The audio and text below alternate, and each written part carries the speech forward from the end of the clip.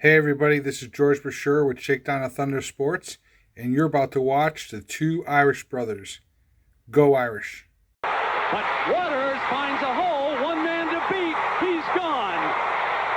Ricky Waters makes like Tim Brown on his first punt return. What is up, everybody? I am Benjamin Walters from the Two Irish Brothers, and we have Sean back. Can you believe it? It's been a couple of weeks, but my goodness, Sean is back. Yeah, it's awesome to be back, man. And, without going into too much detail, because like I said before, when I made the announcement that I was going to be stepping away for a little bit, not everything is made for the audience. You know, there's things in my life that have to stay private. But just the last 2 to 3 weeks, it's been going through quite a nightmare of different things. It started off as something, a situation that was going on, and then it kind of became some health issues for me that kind of came out of nowhere, and plus a few other things. But things are back to normal now, back on top and getting going. And just want to take this time to say to everybody in our audience, all of you who offered your prayers for me, I appreciate that more than you guys will ever know. I can't thank you enough for that. It really helped. And, but the strong survive. And, here I am back, doing my thing here with Ben. And it's just, even though it was only a few weeks, I miss doing this. And it feels so great to be back. And again, thank you guys so much for all your prayers. It really meant a lot. So with that said, Ben, let's get that normal going. Let's get back on track here. Now we got Florida State this week, and I just got to say this: and I think the announcers even said this during the Navy game, I think it was, or maybe it was the Georgia Tech game. I'm not sure, but at the start of the season, if you looked at Notre Dame's last quarter of the schedule, which starts this week against Florida State, if you would have told me that most people would have thought, okay, Florida State and USC on the schedule, yeah, they're going to be ranked. They're the top dogs. Yep. They're the top dogs, and the service academies are going to be, the service academies. Right. But if you would have told me that Florida State would have been 1-8, and then USC right at like 500, which is I think they're 4-4 right now, and that it was going to be the two service academies that were going to be ranked, I would have said, you guys are freaking nuts. Yeah, with legit winning records, not, just over 500. But, I mean, Army, I still think, is undefeated. And yes. Navy's only loss came from Notre Dame. So. Well, they lost to Rice. Oh, did Army lose to Rice? They finally lost? That's right. I did see that video that's right. So, yeah, I mean, a one-loss Army team coming into the end of the season is insane. But we're here for the Florida State Seminoles. And got a different vibe, man. Like, I thought for sure, too, that Florida State was going to be ranked a potential one-loss team / undefeated, with that one loss potentially coming from Clemson. And they have been absolutely abysmal. Like, yeah, it's been a disaster. Getting kicked around left and right. Their stats are actually really not that great to believe. No. So it's not like they've been in games and just, kind of coming up just short. But, it all started with Georgia Tech. It literally started with Georgia Tech in Ireland. And we can thank Seamus, because Seamus was the only one that predicted Georgia Tech to beat Florida State way back in week 0. And Georgia Tech did it.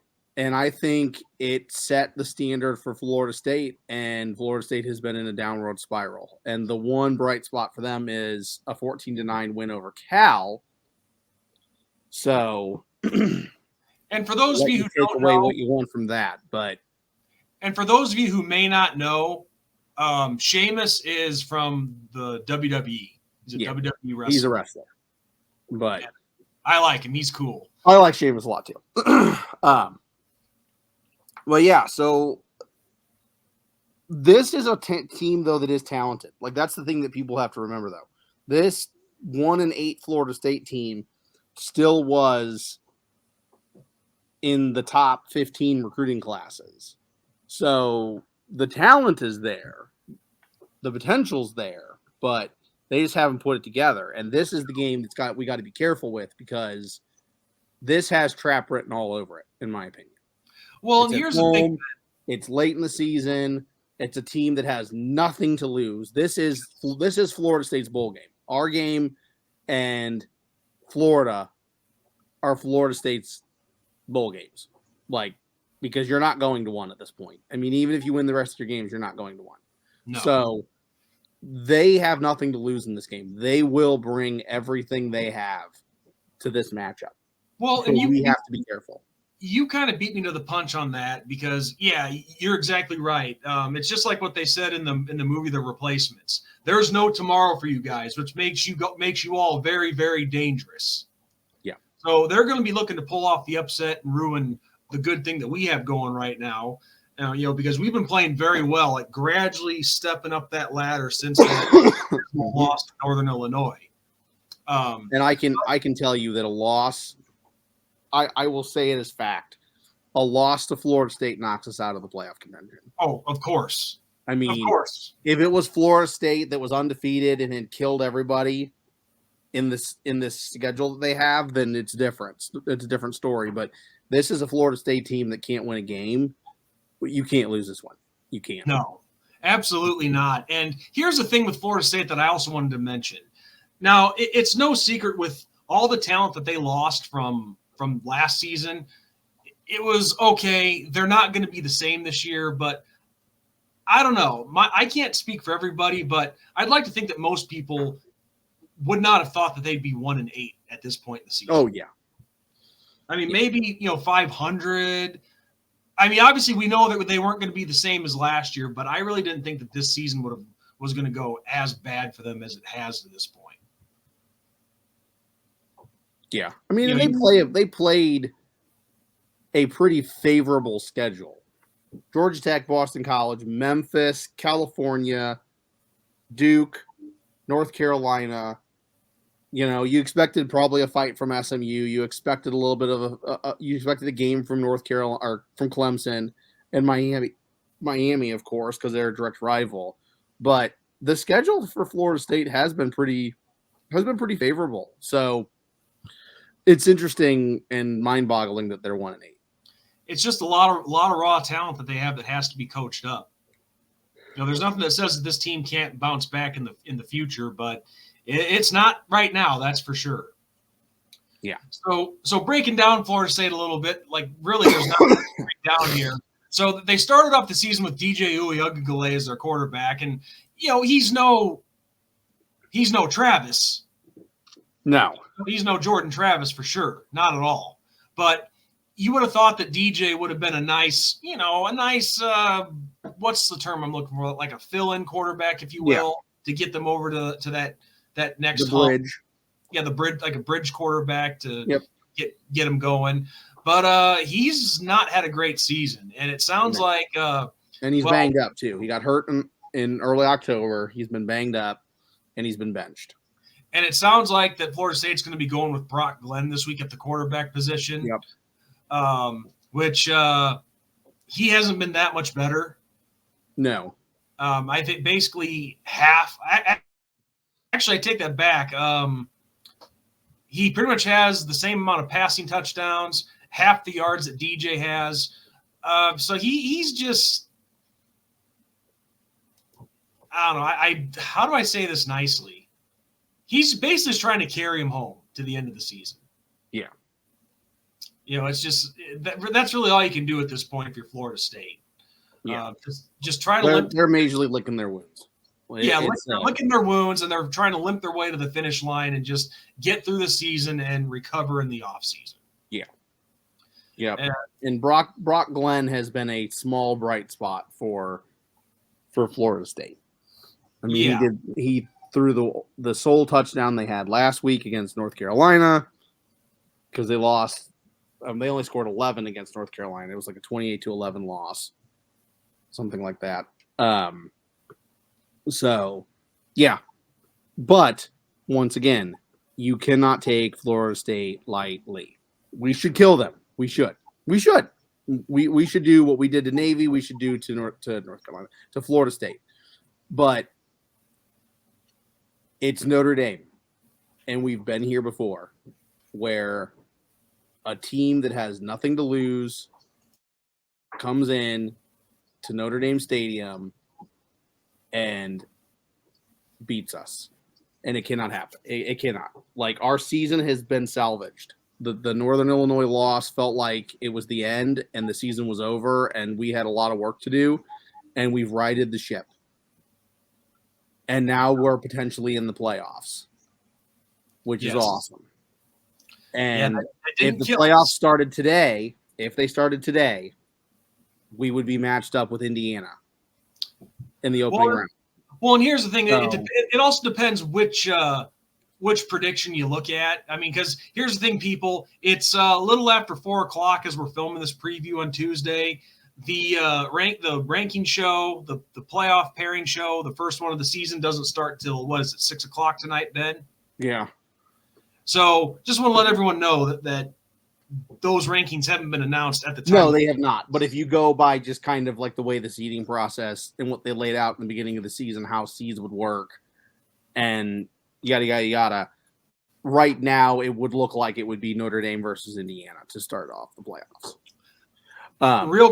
Which would be that would be a very intriguing that would be, and let's also take a second to be like, can you believe that Indiana is up there with Ohio State and Oregon right now in the Big Ten? Yeah.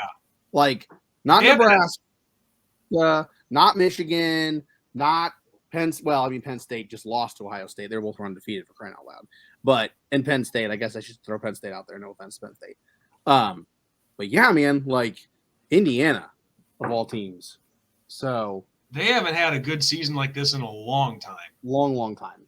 So anyway. So real quick, Ben, before we get to the rest of the game and making our predictions and whatnot, so with the first playoff ranking of the season coming out here in a couple hours, I want to make a little prediction on that. I'm going to say we come in at either 9 or 10. I like it. What do you think? Yeah, I like that. I think 9 or 10 is as long as we're in the top 12. It's all that matters. Like, we could come in at number 12 as the final seed of the playoff and not really care. Make the playoffs. Just make it. Like, make the playoffs, go on a run. Like, that's all that matters, you know? So, we've been told that we're not going to get, you know, a bye or anything like that, no matter what we did, even if we were the number one team in the country. So, make playoffs, you know, shock the world. Well, I guess not at 9 or 10. I guess we'll find out in a couple hours how well this prediction ages. Yeah. So, but I will say this before going. Well, actually, this is kind of getting back to the game. One of the few bright spots, if not the only bright spot for the Florida State Seminoles, at least on offense anyway, has been receiver Jaquie Douglas, who has had 25 catches for 404 yards and 3 touchdowns. He's been the workhorse for Florida State. Yes, an absolute workhorse. But you look at the rest of this roster. Listen, I'm sure the running backs are a lot better than these numbers appear, but you're looking at average carries of 3.9, 3.4, 3.4, 2.7, 2.7, and they only have 5 total rushing touchdowns on the season.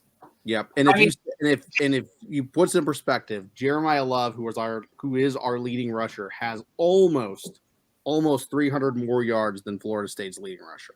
So, and he has 9 touchdowns on his own. So I'll let you think about that one. Yeah. So on paper, we should kill Florida State. We should kill them. And I expect it's at home. It's in our environment. It's a controlled environment. We don't got the crowd. They're limping in. We're riding high, but got to be careful, man. We got to be careful. That's my thing. Like, just have to be super, super, super, super, super, super careful. As I always say, you treat every opponent as if you're playing the number 1 team in the country. Yep. And I expect I expect this game to be a bloodbath.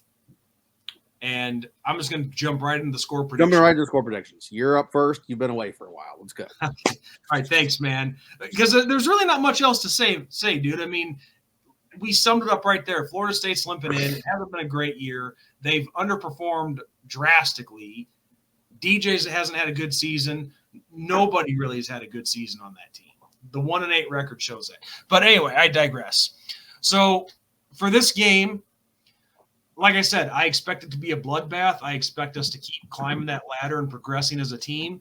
So I am going to say Notre Dame 45, Florida State 14. Okay. I love it. I'm going a little bit higher. I say Notre Dame 55, Florida State 7. I like that. I think the touchdown comes in garbage time. I think it's, our third stringers are in at that point on defense. No one's really, playing. Their first strings obviously are going to be better than our third strings. So, yeah. Yep. Yeah. That's my score prediction. But I'll say this, if it somehow gets into a close one, I'm going to be a little concerned and a little disappointed. Yeah. So, I mean, you gotta get, I hate using the term style points, but this is one of those games where you have to show that, hey, you're capable of putting an opponent like this away. Yes. This Virginia and Army should be style point games, in my opinion. Yes. Southern Cal's in the Coliseum. Who knows what their record will be at that point. Expect a dogfight with Southern Cal, but the next three, you should blow your opponents out. Exactly. And I know Florida State is a brand, which I'm not going to take that away from them. Florida State is a well-known brand in college football, but they're not playing up to the brand. So not this year. Nope. Yeah, not this year. So you've got to take care of business. Yep. And of course, we'll find out here in a couple hours where we stand and where we go from here. But the way I see it, you still have all these people in our fan base that freak out over the AP and us dropping 2 spots. Who gives a crap about the AP? All it is just to get you started. And this, the poll tonight, the rankings tonight are the ones that matter. So, with that said, Ben, I have nothing else to add. I got nothing either, man. Nice to have you all back. Right. Well, on that note, everyone, the only thing I have to say is this, and I'm not going to go on any kind of political rant here, but hopefully you all got out and voted today because that's all of our right. And you take advantage of it and you do the right thing and vote. Make your voice heard. Exactly. So on that note, everyone, I'm Sean Moriarty. I'm Benjamin Walters. This has been another episode of the Two Irish Brothers Show. And again, it's great to be back. And thank you for every one of your prayers. I appreciate it. Can't stress that enough. So with that said, good night. God bless and go Irish. Go Irish. Beat the Seminoles.